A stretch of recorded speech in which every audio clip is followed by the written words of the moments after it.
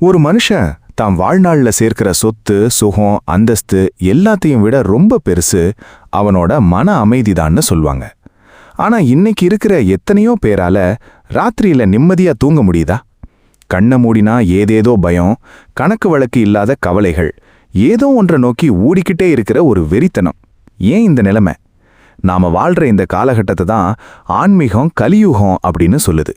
தர்மம் 4 கால்ல இருந்து ஒத்த காலுக்கு நொண்டிக்கிட்டு நிற்கிற காலம் இதுன்னு சும்மாவா சொன்னாங்க? மனுஷனோட புத்தியும் குணமும் எப்போ மாறுதுன்னே தெரியாத அளவுக்கு ஒரு மாயை சுத்தி சுத்தி அடிக்குது. கண்ணுக்கு முன்னாடி நடக்கிற அநியாயங்களை விடிஞ்சா மறந்துட்டு அடுத்த வேலையை பார்க்க போற ஒரு மரத்து போன சமூகமா நாம மாறிக்கிட்டு இருக்கமாங்கிற கேள்வி உள்ளுக்குள்ள ஒரு நடுக்கத்தை உண்டாக்குதில்ல. சரி, கதையை ஒரு சின்ன ஃப்ளாஷ்பேக்ல இருந்து ஆரம்பிப்போம். இது இன்னைக்கு நேத்திக்கு நடந்த விஷயம் இல்லை. பல 1000 வருஷங்களுக்கு முன்னாடி உலகமே இன்னும் இவ்வளவு அசுத்தமாகாத ஒரு காலகட்டத்தில் சனத்குமாரர்கள் அப்படின்னு 4 மகா முனிவர்கள் இருந்தாங்க. அவங்க பிறக்கும்போதே பிரம்ம ஞானத்தை கத்துக்கிட்டு எப்போதும் உலக நன்மைக்காகவே சிந்திக்கிறவங்க. அவங்க மனசுல ஒரு பெரிய கவலை ஒன்று குடிக்கொள்ளுது. அவங்க கண்ணு முன்னாடி வருங்காலம் தெரியுது. அதாவது நாம வாழ்ற இந்த 2026ஆம் ஆண்டோட மனிதர்களோட மனநிலை எப்படி இருக்கும், அவங்க எவ்வளவு கஷ்டப்படுவாங்க, தர்மத்தை விட்டுட்டு பாவ வழியில எப்படி ஓடுவாங்கன்னு அவங்க தீர்க்க தரிசனமா பார்க்கறாங்க. மனசு தாங்காம கலியுகத்துல வாழ்ற சாதாரண பொதுஜனம் எப்படித்தான் இந்த துயரங்கள்ல இருந்து தப்பிப்பாங்க, அவங்க உயிர வழி என்ன அப்படின்னு யோசிக்கிறப்போதான் அவங்க முன்னாடி நாரத மகாமுனிவர் தோன்றார். நாரதர்னாலே பல பேருக்கு கலகம் பண்றவர், இங்க இருக்கிற செய்திய அங்க கொண்டு போய் போடுறவர்னு தான் நினைப்பு. ஆனா நாரதரோட உண்மையான தத்துவம் என்ன தெரியுமா? அசுத்தமான இடத்துல ஒரு பெரும் கலகத்தை உண்டாக்கி அங்க ஒரு தர்மத்தையும் ஞானத்தையும் நிலைநாட்டுறது தான் அவரோட வேலை. சனத்குமாரர்கள் நாரதரை வணங்கி, சுவாமி, வர்ற காலத்துல மனுஷங்க பக்திங்கிற பேர்ல வெறும் வேஷம்தான் போடுவாங்க, காசிக்காகவும் புகழுக்காகவும் சடங்குகளை செய்வாங்க, உண்மையான பக்தி காணாம போயிடும். அப்படிப்பட்ட மக்கள் இந்த சம்சார சாகரத்துல இருந்து எப்படித்தான் கரை வேறுவாங்க, அவங்களுக்கு ஒரு வழியை காட்டுங்க அப்படின்னு கேட்குறாங்க. அப்போ நாரதர் சிரிக்கிறார். அந்த சிரிப்புல எள்ளல் இல்ல, கலியுகத்து மனிதர்கள் மேல இருக்கிற ஒரு பெரும் பரிதாபம் இருக்கு. அவர் சொல்ல ஆரம்பிக்கிறார், கேளுங்க முனிவர்களே, பக்திங்கிறது வெளியில காட்டுற ஆடம்பரம் இல்ல. இன்னைக்கு மனுஷன் என்ன பண்றான்? திருப்பதிக்கும் பழனிக்கும் போறான், மொட்டை அடிக்கிறான், பவுசுக்கு 1000 பேருக்கு அன்னதானம் பண்றான். ஆனா வீட்டுக்கு வந்த உடனே பக்கத்து வீட்டுக்காரன் நிலத்தை எப்படி ஆட்டைய போடுறதுன்னு பிளான் பண்றான், கூட பிறந்தவனை ஏமாத்துறான், பெத்த தாயையும் தகப்பனையும் முதியோர் இல்லத்துல தள்ளிட்டு கோவில் வாசல்ல நின்னு கையேந்திர ஏழைக்கு 10 ரூபாய் தர்மம் பண்ணிட்டு அதை 10 பேர் பார்க்குற மாதிரி செல்ஃபி எடுத்துக்கிறான். இதுக்கு பேரு பக்தியா? இது வெறும் ஆன்மீக வியாபாரம் அப்படின்னு நாரதர் நெத்தியில அடிச்ச மாதிரி கேட்கிறார். இந்த இடத்துல நாம எல்லாரும் ஒரு நிமிஷம் யோசிச்சு பார்க்கணும். நாம செய்யறது பக்தியா இல்ல பயத்தால செய்யற சடங்கா? ஏதோ ஒரு தப்பு பண்ணிட்டோம், சாமி கண்ணை குத்திடும், அதனால ஒரு அர்ச்சனை தட்டை கொண்டு போய் சாமி முன்னாடி வச்சா பாவம் தீந்துடும்னு நினைக்கிறோம்ல. அங்கதான் நாரதர் ஒரு பெரிய உண்மையை உடைக்கிறார். ஆன்மாவின் தூய்மையான அன்பே பக்தி. ஒரு சின்ன குழந்தை தான் அம்மா மேல வச்சிருக்கிற அன்புல எந்த பிரதிபலனும் இருக்காது. அம்மா அடிச்சாலும் அழுதுகிட்டே அம்மாவை தான் கட்டிக்கொள்ளும். அந்த மாதிரி இறைவனை தான் உயிரோட கலந்த ஒரு சக்தியா நினைச்சு உள்ளுக்குள்ள உருகி நிற்கிறானே, அவன்தான் உண்மையான பக்தன். அவனோட பூஜை அறையில தங்கம் இல்லாட்டியும் பரவாயில்ல, விளக்கு ஏத்த நெய் இல்லாட்டியும் பரவாயில்ல, அவனோட கண்ணீர் துளி ஒன்னே போதும், பிரபஞ்ச நாயகன் அசைஞ்சு வந்துடுவான். ஆனா இன்னைக்கு நிலைமை என்ன? ஆன்மீகங்கிற பேர்ல ஒரு பெரிய போலித்தனம் பரவிக்கிட்டே இருக்கு. சடங்குகளையே ஆன்மீகம்னு நம்பி உண்மையான மனிதநேயத்தை மறந்துட்டு வாழ்ற கூட்டம்தான் இங்க அதிகம். நாரதர் சனத்குமாரர்களுக்கு விளக்குற இந்த விஷயம் நமக்கான ஒரு பெரிய சாட்டையடி. வெளியில இருக்கிற அழுக்க எத்தனையோ சோப்பு போட்டு கழுவிடலாம், ஆனா மனசுக்குள்ள இருக்கிற வஞ்சகம், பொறாமை, பேராசைங்கிற அழுக்க எந்த புனித நதியில முங்குனாலும் கழுவ முடியாதுங்கிறது தான் நாரதீய புராணத்தோட முதல் பாடம். இந்த உலகத்துல பிறக்கிற ஒவ்வொரு மனுஷனுக்கும் ஒரு கடமை இருக்கு. அதுதான் வர்ணாசிரம தர்மம்னு பிரிச்சு வச்சாங்க. ஆனா காலப்போக்குல அதை ஜாதியா மாத்தி மனுஷன் பிரிக்கிற ஆயுதமா மாத்திட்டாங்க. ஆனா நாரதர் சொல்ற தர்மம் என்ன தெரியுமா? ஒரு சமுதாயத்துல நீ என்ன வேலை செய்யறங்கிறது முக்கியம் இல்ல, அந்த வேலையை எவ்வளவு நேர்மையா செய்யறங்கிறது தான் முக்கியம். ஒரு துப்புரவு தொழிலாளி தான் கடமையை சரியா செஞ்சா அவன் ஒரு போலி ஞானியை விட உயர்ந்தவன். குடும்பத்துல ஒரு தகப்பனா, தாயா, மகனா உன்னோட கடமைகளை நீ சரியா செய்யாம நீ என்னதான் காவி கட்டினாலும் காசிக்கு போனாலும் உனக்கு முக்தி கிடைக்காது. தினசரி ஒழுக்கம், அதாவது சதாச்சாரம்னு ஒரு விஷயம் இருக்கு. காலையில சூரியன் வர்றதுக்கு முன்னாடி எந்திரிக்கிறதுல இருந்து ராத்திரி படுக்க போற வரைக்கும் ஒரு மனுஷன் தன் உடலையும் மனசையும் எப்படி வச்சுக்கணும்னு நாரதர் தெளிவா வகுத்து தரார். இன்னைக்கு நாம என்ன பண்றோம்? மதியம் வரைக்கும் தூங்குறது, அப்புறம் அவசரமா ஓடுறது, கண்டது தின்னு உடம்ப கெடுத்துக்கிறது, ராத்திரி முழுக்க மொபைலை பார்த்துக்கிட்டு மனசை கெடுத்துக்கிறது. இப்படி இருக்கிறப்போ மனசுல எப்படி நல்ல சிந்தனைகள் வரும்? ஒழுக்கம் இல்லாத உடம்புல, தூய்மை இல்லாத மனசுல இறைவன் எப்படி வந்து உட்காருவான்? இந்த கேள்விகளோட தான் நாரதர் அடுத்த கட்டத்துக்கு நகர போறார். மனுஷனை நரகத்துல தள்ளுற அந்த 5 கொடிய பாவங்கள் என்ன? பஞ்சமா பாதகங்கள்னு சொல்லப்படுற அந்த அசுர குணங்கள் நமக்குள்ளேயும் ஒளிஞ்சிருக்கா? அதை நாம எப்படி தெரிஞ்சுக்கிறது? அதுல இருந்து எப்படி தப்பிக்கிறது? நாம வாழ்ற இந்த சமுதாயத்துல சட்டத்தோட கண்ணுல மண்ணை தூவிட்டு எத்தனையோ தப்புகளை பண்ணிட்டு சுத்துறவங்கள நாம பாக்குறோம். நான் தப்பு பண்ணுனேன், ஆனா என்னை யாருமே கண்டுபிடிக்கல, நான் சொகுசா வாழ்றேன் அப்படின்னு காலரை தூக்கி விட்டுக்கிற ஒரு கூட்டம் இங்க இருக்கு. ஆனா பிரபஞ்சத்தோட கணக்கு எப்பவுமே தப்பாது. அதத்தான் ஆன்மீகம் கர்ம வினை அப்படின்னு சொல்லுது. நீ ஒரு ஆழமான கிணத்துக்குள்ள நின்னு கத்தினாலும் உன் குரல் உனக்கே எதிரொலியா திரும்பி வரும். அந்த மாதிரிதான் நாம செய்யற ஒவ்வொரு சின்ன செயலும், அது நல்லதோ கெட்டதோ, அதோட பலனை தூக்கிக்கிட்டு நம்ம பின்னாடியே வரும். நாரத முனிவர் சனத்குமாரர்களை பார்த்து மனிதகுலத்தையே சீரழிக்கிற, நரகத்தோட வாசலை திறந்து வைக்கிற அந்த 5 கொடிய பாவங்களை பத்தி, அதாவது பஞ்சமா பாதகங்கள் பத்தி விவரிக்க ஆரம்பிக்கிறார். இந்த 5 பாவங்கள் என்ன தெரியுமா? கொலை செய்யறது, பொய் சாட்சி சொல்றது அல்லது ஏமாத்துறது, திருடுறது, மது அருந்தி புத்தியை இழக்கிறது, அப்புறம் தகா புணர்ச்சி அல்லது பிறர் மனை நோக்குவது. இன்னைக்கு தேதியில நியூஸ் பேப்பரையோ இல்ல சோஷியல் மீடியாவையோ திறந்து பார்த்தா இந்த 5 விஷயங்களை தவிர வேற ஏதாவது பெருசா நடக்குதா? காலையில எந்திரிச்ச உடனே ஒரு கொலை செய்தி, மத்தியானம் ஒரு பெரிய மோசடி, சாயங்காலம் ஒரு கற்பழிப்பு, ராத்திரி ஒரு குடிகாரனால நடக்கிற விபத்து. இதெல்லாம் ஏதோ 4 செவுத்துக்குள்ள நடக்கிற விஷயம் இல்ல. ஒட்டுமொத்த மனித சமூகத்தோட புத்தியும் எந்த அளவுக்கு நரகத்தை நோக்கி போய்கிட்டு இருக்குங்கிறதுக்கான சாட்சி. சரி, ஒரு சின்ன உதாரணத்தோட இதை நாம புரிஞ்சுக்க பார்ப்போம். ஒரு ஊர்ல ஒரு பெரிய செல்வந்தர் இருந்தாராம்.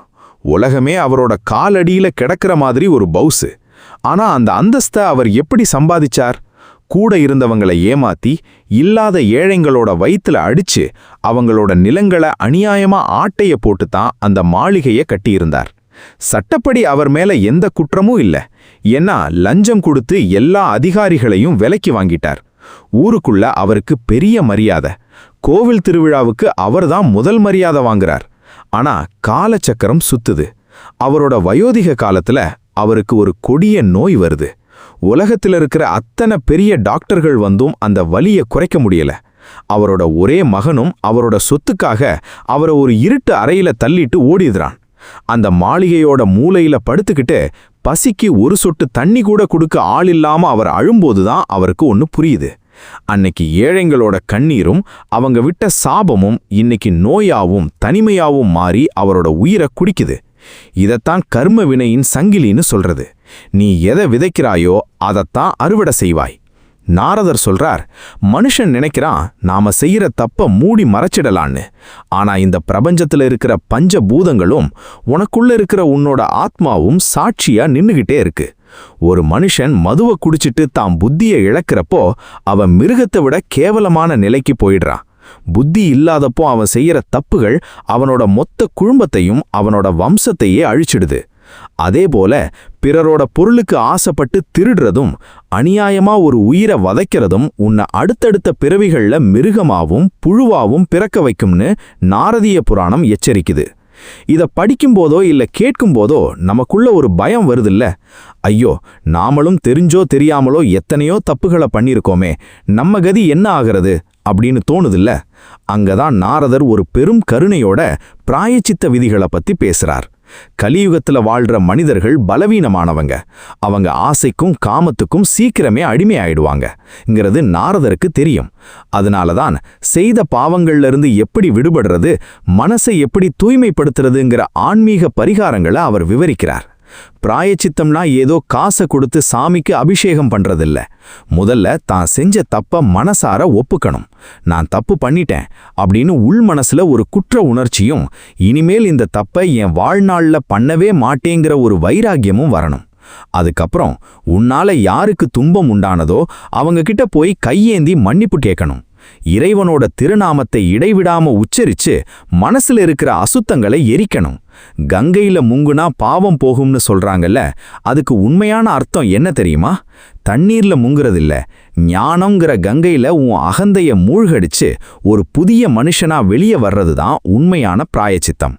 இந்த கர்ம வினைகளோட பிடியிலிருந்து தப்பிச்சு தர்ம வழியில நடக்கிறது சாதாரண விஷயம் இல்ல. ஏன்னா சுத்தி இருக்கிற மாய உலகம் நம்ம கவர்ந்து இழுத்துக்கிட்டே இருக்கும். இந்த இடத்துல தான் நமக்கு ஒரு வழிகாட்டி தேவைப்படுறார். ஒரு அடர்ந்த காட்டுக்குள்ள நாம மாட்டிக்கிட்டா அங்கிருந்து வெளியே வர்றதுக்கு வழிகாட்டுற ஒரு கைடு எவ்வளவு முக்கியமோ, அந்த மாதிரி இந்த வாழ்க்கைங்கிற பெரும் கடல்ல இருந்து நம்ம கரை சேர்க்க ஒரு மகா குரு தேவைப்படுறார். குருவோட மகிமை என்ன? அவரோட பாவனை எப்படி இருக்கணும்? அடர்ந்த இருட்டுல மாட்டிக்கிட்டு வழி தெரியாம தவிக்கிற ஒரு மனுஷனுக்கு தூரத்துல தெரிகிற ஒரு சின்ன விளக்கோட வெளிச்சம் எவ்வளவு பெரிய நிம்மதியை தரும் யோசிச்சு பாருங்க. அந்த மாதிரிதான் பேராசை, குரோதம், கவலைன்னு இருட்டுக்குள்ள சிக்கி தவிக்கிற நம்ம மனசுக்குள்ள ஞானம்ங்கிற விளக்கை ஏத்தி வைக்கிற ஒரு மகா சக்தி தான் குரு. நாரதர் சனத்குமாரர்களை பார்த்து ஆன்மீக பாதையில ஒரு தகுதியான குருவோட வழிகாட்டுதல் எவ்வளவு முக்கியம், குருவை ஏன் இறைவனாவே பாவிக்கணுங்கிற உன்னதமான தத்துவத்தை விளக்குறார். இன்னைக்கு நம்ம சமுதாயத்துல குரு, ஆன்மீகவாதி அப்படின்னாலே பல பேருக்கு ஒரு விதமான சந்தேக பார்வையும் அவநம்பிக்கையும் தான் முதல்ல வருது. ஏன்னா இன்னைக்கு இருக்கிற எத்தனையோ போலி சாமியார்கள் காவியையும் ருத்ராட்சத்தையும் ஒரு பிஸ்னஸ் மாடலா மாத்தி வச்சிருக்காங்க. மக்களை பயமுறுத்தி பரிகாரம்ங்கிற பேர்ல அவங்க உழைப்ப சுரண்ட கூட்டத்தை பார்க்கும்போது நிஜமாவே நல்ல குருமார்கள் இருக்காங்களாங்கிற சந்தேகம் வர்றது நியாயம்தான். ஆனா நாரதர் சொல்றார், போலிகள் இருக்காங்கன்னா அங்க உண்மையான ஒரு விஷயமும் இருக்குன்னு தான் அர்த்தம். போலி ரூபாய் நோட்டு எப்போ வரும்? அசல்னு ஒரு நோட்டு இருந்தா தானே வரும். உண்மையான குரு யார் தெரியுமா? அவர் உன்கிட்ட இருக்கிற காசையோ பொருளையோ எதிர்பார்க்க மாட்டார். உனக்குள்ள இருக்கிற அகந்தையையும் அறியாமையையும் ஒழிச்சு உனக்கே அடையாளம் காட்டுறவர் தான் உண்மையான குரு. ஒரு சின்ன கதை மூலமா இதை நம்ம புரிஞ்சுக்கலாம். ஒரு சிற்பி ஒரு பெரிய பாறாங்கல்ல பார்க்கறார். மற்றவங்களுக்கு அது வெறும் கல்லா தெரியுது. ஆனா அந்த சிற்பியோட கண்ணுக்கு அதுக்குள்ள மறைஞ்சிருக்கிற ஒரு அழகான தெய்வீக சிலை தெரியுது. அவர் தன் உளிய வச்சு அந்த கல்லோட தேவையில்லாத பகுதிகளை எல்லாம் செதுக்கி தள்ளுறார். அந்த கல்லுக்கு வலிக்கும். ஆனா அந்த செதுக்குதல் முடிஞ்சதுக்கு அப்புறம் அந்த பாறை கோவிலோட கருவறையில உட்கார்ந்து உலகமே வணங்குற தெய்வமா மாறுது. அந்த சிற்பி தான் குரு. உனக்குள்ள இருக்கிற தேவையில்லாத அழுக்குகளை, கோபங்களை, பேராசைகளை தன் ஞானம்ங்கிற உளியால செதுக்கி உன்னை ஒரு உன்னதமான மனுஷனா மாத்துறவர் தான் குரு. அதனால தான் குருவே பிரம்மா, குருவே விஷ்ணு, குருவே மகேஸ்வரன் அப்படின்னு குருவை இறைவனுக்கும் மேல வச்சு போட்டுறாங்க. குருவோட பாதங்களை சரணடைஞ்ச ஒருவனுக்கு இந்த உலகத்துல பயப்பட எதுவுமே இல்லை. ஏன்னா அவனோட கர்ம வினைகளோட பாரத்தை குரு தன் தோள்ல ஏத்திக்கிறார். ஆனா குருவோட வழிகாட்டுதலை பெற்றுக்கிட்ட ஒரு சாதகன் தன் மனசை இன்னும் விசாலமாக்கிக்கணும். அந்த மன விரிவாக்கத்துக்கு நாரதர் சொல்ற ஆகச் சிறந்த வழிதான் தானம். தானம்னா என்ன? நம்ம கிட்ட இருக்கிறத இல்லாதவங்களுக்கு கொடுக்கிறது. ஆனா கலியுகத்துல மனுஷன் எப்படி தானம் பண்றான்? ஒரு 1,00,000 ரூபாய் வச்சிருக்கான் அப்படின்னா அதுல ஒரு 100 ரூபாயை தூக்கி போட்டுட்டு நான் பெரிய தர்ம பிரபு அப்படின்னு தம்பட்டம் அடிச்சுக்கிறான். இன்னும் சில பேரு நான் இவ்வளவு தானம் பண்ணியிருக்கேன், எனக்கு அடுத்த பிறவியில ஸ்வர்க்கத்துல பெரிய சீட்டு கிடைக்குமா அப்படின்னு அங்கேயும் ஒரு வியாபார கணக்க போடுறாங்க. நாரதர் சொல்றார், பிரதிபலனை எதிர்பார்த்து செய்கிற எந்த ஒரு தானமும் தர்ம கணக்குல சேராது. வலதுகை கொடுக்கிறது இடதுகைக்கு தெரியக்கூடாது. நாரதிய புராணத்துல 4 முக்கியமான தானங்களை பத்தி ரொம்ப ஆழமா சொல்லப்பட்டிருக்கு. அன்னதானம், பூமி தானம், ஸ்வர்ணதானம் அதாவது தங்கம், அப்புறம் வித்யாதானம் அதாவது கல்வி. இதுல அன்னதானம் இருக்கு பாருங்க, அதுதான் உலகத்திலேயே ஆகச்சிறந்த தானம். மத்த எந்த பொருளை கொடுத்தாலும் மனுஷன் இன்னும் கொஞ்சம் கொடு, இன்னும் வேணும் அப்படின்னு பேராசைப்படுவான். ஆனா பசியோட இருக்கிற ஒரு மனுஷனுக்கு சாப்பாடு போடும்போது மட்டும்தான் அவன் வயிறு நிறைஞ்சதுக்கு அப்புறம் போதும் சாமி, வயிறு நிறைஞ்சிடுச்சு அப்படின்னு மனசார சொல்லுவான். ஒரு மனுஷனை போதும்னு சொல்ல வைக்கிற ஒரே தானம் அன்னதானம் மட்டும்தான். அதைவிட உயர்ந்தது வித்யாதானம். ஒரு ஏழை குழந்தைக்கு கல்வியை கொடுக்கிறது, ஒருத்தருக்கு அறிவையும் ஞானத்தையும் புகட்டுறது. ஏன்னா சோறு போட்டா ஒருவேளை பசி தீரும், ஆனா கல்வி அறிவு கொடுத்தா அவனோட ஒட்டுமொத்த வாழ்க்கையும் அவனோட தலைமுறையுமே தலை நிமிர்ந்து வாழும். ஆனா இந்த தானங்களை யாருக்கு எப்போ தரணுங்கிற விதியும் இருக்கு. தகுதி இல்லாதவனுக்கு கொடுக்கிற காசு அவனை கெட்ட வழிக்குத்தான் கூட்டிட்டு போகும். ஒரு குடிகாரங்கிட்ட போய் தர்மம் பண்ணினா அவன் அதை வச்சு மதுவை குடிச்சிட்டு போய் இன்னொரு தப்பத்தான் பண்ணுவான். அப்போ அந்த பாவத்துல ஒரு பங்கு உன்னையும் வந்து சேரும். அதனால பசியால வாடுற ஏழைக்கும் தேவையில் இருக்கிற உன்னதமான மனிதர்களுக்கும் செய்கிற தர்மம் தான் உன்னோட கர்ம வினைகளை கரைக்கும்.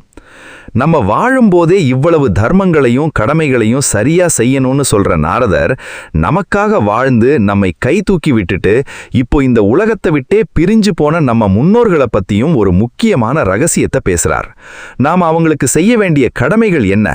இந்த உலகத்துல நாம இப்போ அனுபவிக்கிற ஒவ்வொரு வசதியும் சொகுசும், ஏன் நம்ம உடம்புல ஓடுற இந்த ரத்தமும் சதையும் கூட நாமளா தேடிக்கிட்டது இல்லை.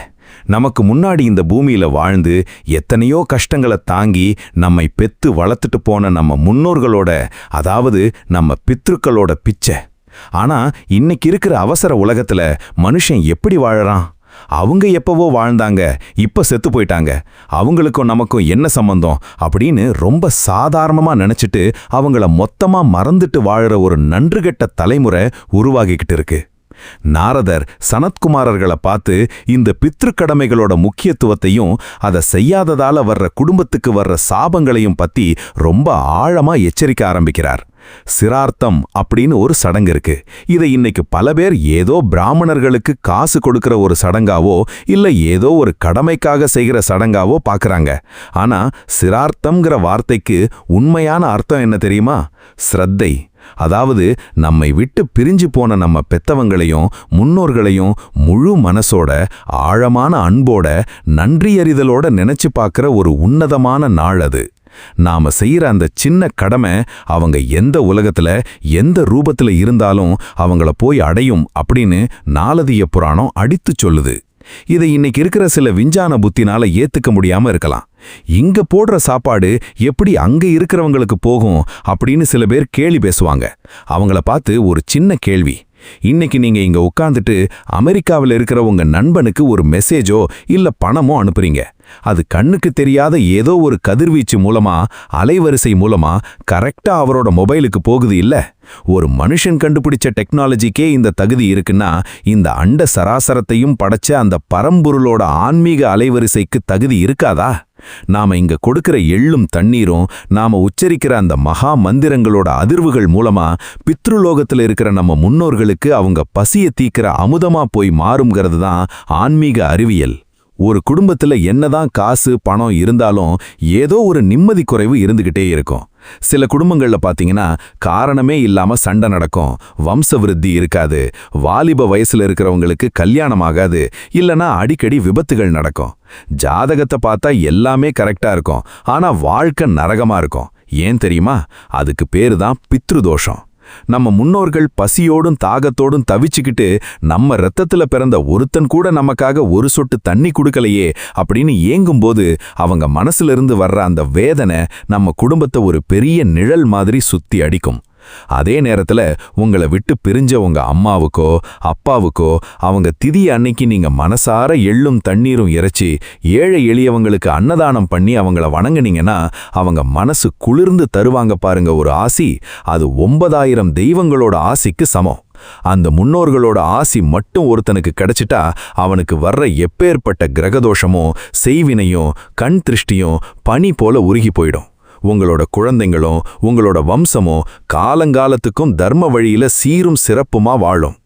நாரதர் சனத்குமாரர்களுக்கு விவரிச்ச இந்த தர்ம நெறிகள், கர்ம வினைகள், குரு மகிமை, தான தர்மங்கள், அப்புறம் இந்த பித்ரு கடமைகள், இதையெல்லாம் ஒட்டுமொத்தமா கேட்டு முடிக்கும்போது அந்த முனிவர்களுக்கே உள்ளுக்கூட ஒரு பேரானந்தம் உண்டாகுது.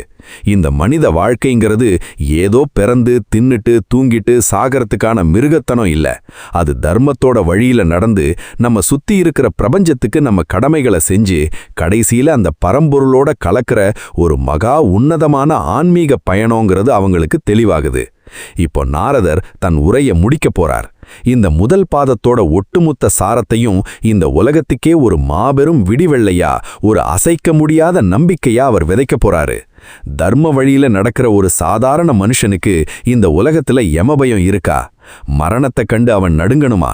இந்த பூமியில பிறக்கிற ஒவ்வொரு மனுஷனுக்கும் இருக்கிற ஆகப்பெரிய பயம் எது தெரியுமா? மரணம். ஏன் சம்பாதிச்ச சொத்து, ஏன் குடும்பம், ஏன் கௌரவம் எல்லாத்தையும் விட்டுட்டு ஒரு நாள் நான் தனியா போகணுமே அப்படின்னு நினைக்கும்போது எப்பேற்பட்ட கொம்பனுக்கும் நெஞ்சு நடுங்கும். ராத்திரி தூங்கும்போது திடீர்னு நெஞ்சு வலிக்கிற மாதிரி இருந்தா கைகால் எல்லாம் ஏதோ ஒரு நடுக்கத்துல உதற ஆரம்பிக்கும்.